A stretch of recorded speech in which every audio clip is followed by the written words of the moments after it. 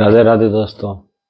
कैसे हैं आप लोग? उम्मीद करता हूँ सब बढ़िया होंगे। राधा रानी सबकी जिंदगी में खुशियां लेकर के आए, आप सभी को एक अच्छी लाइफ प्रदान करे। तो आज का हमारा जो सब्जेक्ट है जिसपे हम डिस्कस करेंगे वो है बरसाना और मथुरा वृंदावन की यात्रा के बारे में। तो दोस्तों रिसेंटली मैं करीब पिछले महीने की 20-22 तारीख को मथुरा वृंदावन और बरसाना गया था। तो वहाँ मैंने सभी मंदिरों के दर्शन किए। वहाँ जाने के दौरान मुझे एक चीज़ समझ में आई कि आपको जो जाने की तैयारी करनी है ना, वो यहीं से करनी पड़ेगी। रीज़न क्या है, आप वहाँ जाके प्लान नहीं कर सकते कि मुझे कौन से होटल में रुकना है, कौन सी गाड़ी करनी है और किस बंदे के साथ हमें जाना है। अगर आप कोई नॉन बंदे के साथ जा रहे हैं तो वेल एंड गुड, बट अगर आप पहली बार जा रहे हैं, खुद की तैयारी के बेस पे जा रहे हैं, तो कोशिश कीजिएगा कि किसी गाइड या किसी ऐसे बंदे के संपर्क में ना आए जो आपको गलत जगह लेके चला जाए या गलत तरीके से आपको गाइड करे। हमारे साथ हुआ क्या कि हमने सडन गाड़ियां यहाँ से टिकट बुक करी। हमारा सडन प्लान बना था जिसमें हमारे ना तो होटल बुकिंग का कुछ पता था हमें, ना ही हमें किसी गाइड का पता था कि हमें वहाँ जाके किसका दर्शन करना है, कैसे करना है, वहाँ की यात्रा कैसी रहेगी। हम गए थे प्रेमानंद महाराज जी के दर्शन करने के लिए। तो हमने यहाँ से यात्रा शुरू करी। रात को 11 बजे के आसपास की हमारी बस थी। हम सुबह वहाँ उतरे करीब 3:30-4 बजे। अब हमने वहाँ होटल देखने के लिए वहीं बैठ के हम लोग सोचे कि थोड़ी देर में जाके देखेंगे। तो वहाँ पे कुछ लोग आए और उन्होंने हमें ऑफर किया, बताया ऐसे। तो हमारे साथ जो भैया थे उन्होंने जाकर के, जो मेरे भैया थे, उन्होंने जाके होटल देखा और बात कर ली। उसी होटल, जिस बंदे ने हमें वहाँ मिलवाया, उसी बंदे ने हमें गाड़ी के लिए भी अरेंजमेंट करवा दिया कि ये आपको घुमा देंगे और इतने पैसे लेंगे। तो उन्होंने हमें जो रूम करवाया वो तो ठीक थे, कोई दिक्कत नहीं, होटल भी ठीक था, इतनी ज़्यादा वो नहीं थी, रिक्वायरमेंट हमारी भी नहीं थी, हमें भी थोड़ा सा स्टे करना था। बट जो गाड़ी हमें बताई गई वो बताई गई स्विफ्ट डिजायर, जिसकी हमारी कॉस्टिंग आई 5,000 रुपये। फिर उसे हमने राजी किया 4100 में। अब यहीं से हमारे साथ स्कैम शुरू हो गया।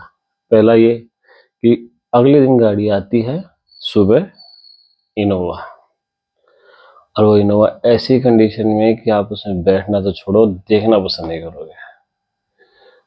और गाड़ी में से आवाजें आ रही हैं बुरी तरीके से, मतलब एकदम खत्म गाड़ी थी।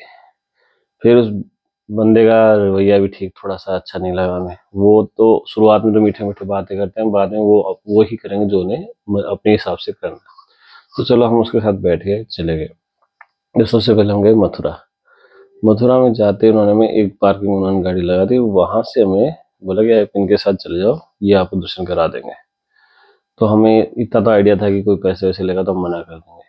हमने कोशिश की, हम कोई पैसे वैसे हमें नहीं देने, हम किसी के साथ नहीं जाएंगे, हम खुद देख लेंगे। बट वहाँ पे पूरा सिस्टम है, वहाँ सभी एक दूसरे से मिले हुए रहते हैं।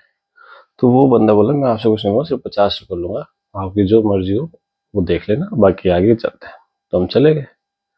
वहाँ जाके हमने दर्शन करना शुरू किया। तो सबसे पहले वो झूला झुलाने वाले मंदिर में गए, और जिसमें बलराम मंदिर भी था। तो वहाँ पे एक सेटअप है कि आपको जाते ही पहले फ़ोन वोन बंद करवा देते हैं कि आप यूज़ नहीं करेंगे। फ़ोन को यूज़ करते बुरी तरह बात करते हैं। फिर उसी मंदिर में आपको बोलते हैं झूला झुलाने का प्रथा रहती है, जिसमें आपको झूला झुलाने के नाम पे कि आप आशीर्वाद भी ले सकते हैं। तो आपको बैठ करके धीरे धीरे आगे बढ़ना होता है। पर जैसे आप बैठते हो आपको पता चलता है कि वहाँ पे झूला झुलाने के नाम पे आपसे पैसे लिए जा रहे हैं, आपको बेवकूफ़ बना जा रहा है, बल्कि आपको इमोशनली श्रद्धा के नाम पे ब्लैकमेल किया जाएगा। और जो बंदा नहीं देगा उसके लिए फिर वो अपशब्द बोलने लग जाते हैं, क्या क्या बोलते हैं आप नहीं समझ सकते। उस चीज़ को आप जाके देखो, खुद रियल एक्सपीरियंस लोगे तो पता चलेगा। और उम्मीद करो कि ऐसा कुछ ना हो आपके साथ, आप कुछ तैयारी करके ही जाए। तो हम गए, तो वहाँ पे जो मेरे साथ भैया भाभी थे उन्होंने तो कुछ नहीं किया, बट मेरी मिसेज थोड़ी इमोशनल है। तो उन्होंने उसे 600 रुपये बोल दिया कि हम 600 रुपये कर देंगे।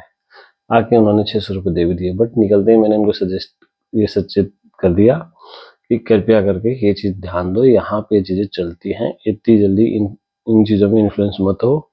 ये सब चीज़ें इमोशनल वो करती हैं, ब्लैकमेल करती हैं ऐसे ऐसे। चलो कोई बात नहीं, हम निकल गए वहाँ से। वहाँ से निकलने के बाद हम बाहर आए तो हमने तय कर लिया कि अब हम किसी पंडित के साथ नहीं जाएंगे।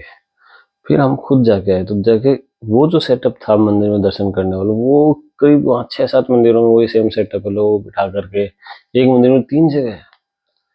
आप सोचिए, भक्ति के नाम पे, श्रद्धा के नाम पे इतना कुछ स्कैम किया जा रहा है वहाँ पे कि सामने वाले को इमोशनली ब्लैकमेल भी किया जाता है, और नहीं देने पे उसको बहुत बुरा कहा जाता है। अब ये सोचिए कौन से धर्म के ठेकेदार हैं जो ये सब चीज़ें करते हैं, और बहुत बुरा हाल है वहाँ पे। चलो कोई बात नहीं, हम वहाँ से निकल गए। फिर अगला इसका हमारे साथ गाड़ी वाले ने कर दिया। वो हमें द्वारिकाधीश मंदिर जो पूरा घुमाया सब जगह, और फिर लास्ट में जब द्वारिकाधीश मंदिर गए तो वो रास्ता वो वहाँ ले जाके खड़ा किया जहाँ से नाव ही जा सकती है, और बोलता है कि नाव के चार्जेस थे बैठ के एक जने के 350 रुपये। फिर हमने वहाँ पे, मेरे को एक चीज़ समझ आई, ये सब मिले हुए हैं, क्योंकि उसने पूरे दिन तो घुमाया, जब तक उसका टाइम नहीं होता तब तक तो कुछ नहीं बोलते। जैसे ही थोड़ा सा वो समझ जाता है कि अब इनको कोई साधन तो मिलेगा नहीं, अब इनको फोर्स करते हैं, तो ऐसे करता। जब हम निकले थे तो प्रेम मंदिर से, तो ये मुझे पता था कि वो बाईपास पे कहीं पे 5 किलोमीटर लिखा हुआ आ रहा था द्वारकाधीश मंदिर, पर वो लेके गया हमें ऐसी जगह जहाँ से 11 किलोमीटर हम चल चुके थे तभी नहीं पहुंचे थे। फिर वो के यमुना के किनारे पे ले जाके हमें खड़ा कर दिया, बोले यहाँ से आपको नाव से जाना पड़ेगा और यहाँ से पैदल जा सकते हो। तो मैंने वहाँ नियरेस्ट पूछा एक जने से कि पैदल चलने में कितना टाइम लगेगा जाने में, तो उन्होंने बताया कि यहाँ से करीब आपको लेंगे 1.5-2 किलोमीटर है। तो मैंने कहा ठीक है, हम पैदल ही जाएंगे। तो फिर हम जब निकल करके मेन रोड पे आए, मुश्किल से आधी किलोमीटर चले थे, और मेन रोड पे आते हमें मिल गया ई रिक्शा। हमने ई रिक्शा से उस किया, गए वहाँ पे 80 रुपये में हम वहाँ पहुँच गए। सोचिए 350 पर पर्सन, यानी कि हम 4 लोग थे, 1400 रुपये हो जाते, वहाँ पे हम 80 रुपये में पहुँच गए। फिर दर्शन करने के बाद, जब दर्शन करने के नाम पे भी जैसा पहले वहाँ पे लिखा जा रहा है जूते वूते रख दो बाहर, तो जो मंदिर का गार्ड वो बोलता है जूते वहाँ रख दो, वहाँ कोई चार्ज नहीं रखा। वहाँ जाते वो चार्ज मांग लेता है जूते रखने के, और बोले या तो जूते लो या फिर प्रसाद ये फूल माला लो, तो उसके नाम पे 50 रुपये लग जाते हैं, सब मिले हुए। उसका जब हम वापस आए और यमुना आरती में बैठे, तो वहाँ पे पंडित जबरदस्ती, लाओ आपकी पूजा करवाते जाएंगे, ये करवा देते हैं वो करवाते हैं। तो अभी मैंने एक पंडित की बात सुनी, एक पंडित दूसरे पंडित से बोल रहा है कि आज कितना काटा लोगों को, तो दूसरा बोलता है अरे यार 10-12 हज़ार ही कटे हैं। आप सोचिए वो बंदे दिन में 10-12 हज़ार रुपये सिर्फ लोगों को बेवकूफ़ बना के कर रहे हैं। ये उनकी बातें हैं।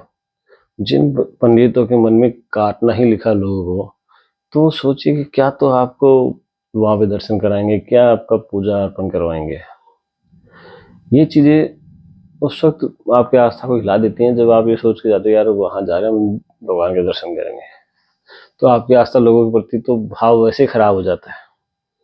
फिर हम लोगों ने वहाँ से दर्शन किए, आरती वारती ली। हालांकि मैं थोड़ा सा मूड खराब था तो मैंने उन चीज़ों पे ध्यान नहीं दिया, और दर्शन करके हम लोग आरती के वहाँ से हम लोग निकले, वापस निकले, और फिर हम लोग पहुँचे हमारे किसी नॉन के यहाँ।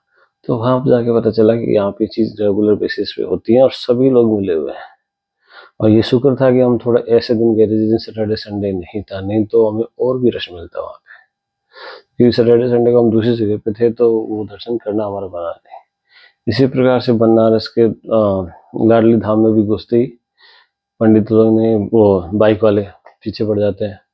वो मतलब जो कार वाला था वो पहले ही इतनी दूर पहले रुक गया कि ताकि वो ई रिक्शा वाले से सेटअप कर सके हमारा किराया, और वो उस हिसाब से हमसे पैसे ले सके। बट हम लोगों ने तय किया था कि आगे जाएंगे इस बार। हम आगे चले गए, आगे गए तो आगे जाते हुए बाइक वाले मिल जाते हैं, बाइक वाले वहाँ तक लेके चले जाते हैं। हमने बाइक लेना प्रीफर किया, वहाँ जल्दी से जल्दी दर्शन करके वापस आ गए। वापस आने के बाद वो बंदा जो गाड़ी लेके गया था वो इतना बिगड़ा हुआ था, मतलब मूड से इतना बिगड़ चुका था। हमने उससे सिर्फ इतना कहा कि 5 किलोमीटर एक्स्ट्रा है, उसके पैसे जो तू वो ले लेना, पर हमें एक जगह छोड़ दे। बंदा नहीं माना। वो इसलिए नहीं माना क्योंकि उसका ऑलरेडी 2-3 चीज़ों से मूड खराब था, और हमारा मूड इसलिए खराब था कि हमें गाड़ी कुछ बताई लाई कोई और गई, और गाड़ी चलते चलते भी आवाज़ कर रही है। आप सोचिए अगर आप पैसे 500 रुपए के चीज़ के हिसाब से देंगे तो 200 रुपए की चीज़ तो एक्सेप्ट नहीं करेंगे ना। और ये चीज़ें वहाँ पे रेगुलर बेसिस पे हो रही हैं, हर जगह ऐसा हाल है। आपको मतलब अगर आप अपनी खुद के स्व विवेक का यूज़ नहीं करेंगे ना, तो आप डेफिनेटली ऐसे काम में फंस जाएंगे, ऐसे स्कैम में फंस जाएंगे जिसमें आपको जेब से तो खाली होना ही पड़ेगा, आपकी मानसिक स्थिति पे भी आपको बहुत ज़्यादा बोझ झेलना पड़ेगा, जो कि आप ऐसी चीज़ पे जगह पे जाने पे उम्मीद भी नहीं करते कि आपको ये चीज़ें फेस करनी पड़ेंगी। तो आप कोशिश कीजिए जब भी आप मथुरा, वृंदावन या ऐसी जगह जाएं तो पूरी प्लानिंग पहले से सारी रिसर्च एंड डेवलपमेंट करके जाएं कि कब कहाँ रुकना है, वहाँ से पहले ही बात कर जाएं कौन सी गाड़ी कितना, क्योंकि अगर आप प्लान करके जाओगे तो गाड़ी वगैरह का बंदोबस्त सब आपको मिल जाएगा। और तो एक बार ये एक्सपीरियंस कर ले तो प्लीज़ भाई वहाँ के फंडों से तो बिल्कुल दूर रहना, वो आपको नहीं बख्शेंगे अगर आप उनके आटे में आ गए तो।